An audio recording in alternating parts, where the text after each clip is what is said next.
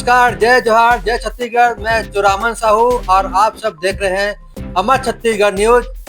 आज हम रिसाली के जो मेंबर हैं निगम के एमआईसी मेंबर महिला एवं बाल विकास, जो कि अभी कांग्रेस में थी और कुछ दिन ही पहले बीजेपी ज्वाइन की है। आइए हम जानने की कोशिश करते हैं, उससे पूछते हैं कि आप कांग्रेस छोड़ के बीजेपी ज्वाइन किए हैं। हाँ दीदी, बताइए कि आप किस लिए बीजेपी ज्वाइन किए हैं।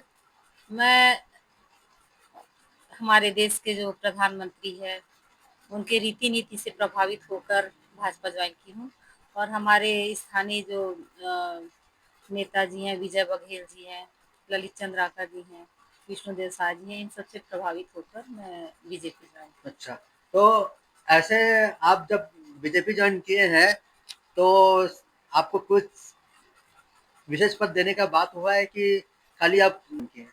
नहीं, ऐसा कोई पद ये सबके लालच में मैं नहीं आई हूँ। बस उन सबसे प्रभावित होकर आज देश चौथे नंबर पर पहुंच गया है। प्रधानमंत्री जो है, इतना उनका विकास, राष्ट्रवाद, सब कुछ इतना अच्छे से हुआ है कि आज विश्व में उनका मतलब हमारे देश का नाम चौथे नंबर पे है। लेकिन आपको लोग ये कह रहे थे कि सीमा साहू कांग्रेस की बड़ी नेता है, और जब पिछले बार निगम चुनाव हुआ था तो लोगों के मन में ये चीज था कि महापौर बनने वाली है और महापौर बनेगी। ऐसा क्या हो गया कि आपको महापौर नहीं बनाया गया कांग्रेस? मुझे ऐसा कुछ बताया नहीं गया था कि मैं महापौर बनने वाली हूँ। वो लोगों का स्नेह प्रेम था कि उनको लगा कि मैं बनने वाली हूँ। बाकी मुझे ऐसा बताया नहीं गया था कि मैं बनने वाली हूँ।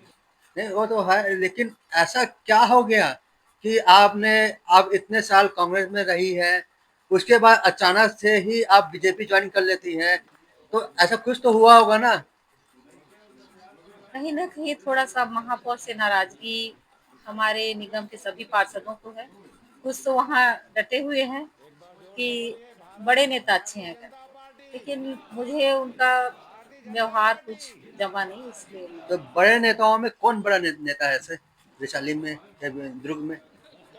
वैशाली में गृह मंत्री, पूर्व गृह मंत्री ताम्रध्वज साहू जी हैं, हम्म, भूपेश बघेल जी हैं। हम्म। कांग्रेस में इन सबसे प्रभावित होके रुके हुए हैं कांग्रेस में।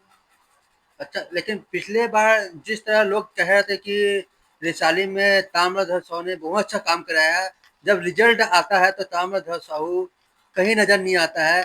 करीब 40 से 50 हजार लीड से यहाँ पर ललित चंद्राकर जी जीत के आते हैं। तो ऐसा क्या काम कर दिया है कि लोगों ने ताम्रध्वज साहू को नकार दिया?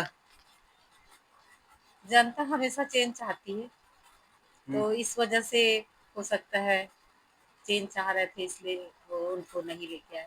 उनका कार्यकाल तो बहुत अच्छा रहा, देखा जाए तो उनका पूरे क्षेत्र में बहुत बढ़िया विकास किए हैं पूर्व गृह मंत्री जी। कि आप इतने साल कांग्रेस में रहे और कांग्रेस पार्षद रहे हैं, अब भाजपा के चिन्ह से चुनाव लड़ेंगे, तो आप लोगों से वोट मांगने जाएंगे तो क्या कांग्रेस द्वारा जो आप काम किए हैं उसको लेकर वोट मांगेंगे कि आप भाजपा के नाम पे वोट मांगेंगे?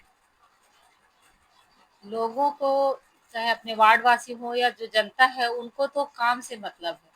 आप अपने क्षेत्र में किस तरह से काम करवाते हैं, उनका छोटा-छोटा जो चीज़ है, छोटी-छोटी ज़रूरतें उसको अपन पूरा कर पाते हैं कि नहीं, जो निगम से संबंधित है या इस तरह से जो संबंधित काम है, उसको कर पाते हैं कि नहीं, ये देखते हैं। किसी का राशन कार्ड बना है, वो बना रहे हैं कि नहीं, किसी को आयुष्मान का है, तो किसी को महतारी वंदन मिला है, नहीं मिला है। ये सब छोटी-छोटी ज़रूरतें चाहिए उनको, राशन कार्ड ठीक से बना है कि नहीं, ये सब देखते हैं। और उसके अलावा उनके आस-पास जो किसी को नाली, रोड ये सब का ज़रूरत है, वो सब हम कोशिश करते हैं कि हम उनका काम पूरा करें। तो इसमें ये नहीं है कि भाजपा सरकार है तो करेगी या कांग्रेस करेगी, ऐसा कुछ नहीं है। उनको तो एक छोटे लेवल में अभी जो पार्षद चुनाव है, इसमें तो आपका व्यक्तिगत व्यवहार कैसा है, आप उनके लिए कितना अवेलेबल हो, ये देखते हैं। अभी 1.5 साल बच्चा चुनाव होने के लिए, निगम का चुनाव, जी, तो अभी से आप चुनाव लड़ेंगे भाजपा से कि नहीं लड़ेंगे? ये हमारा क्वेश्चन है और प्रश्न है, ताकि लोग जान सके कि अगर अगर सीमा साहू ने बीजेपी ज्वाइन किया तो आगे पार्षद चुनाव लड़ेगी कि नहीं लड़ेगी?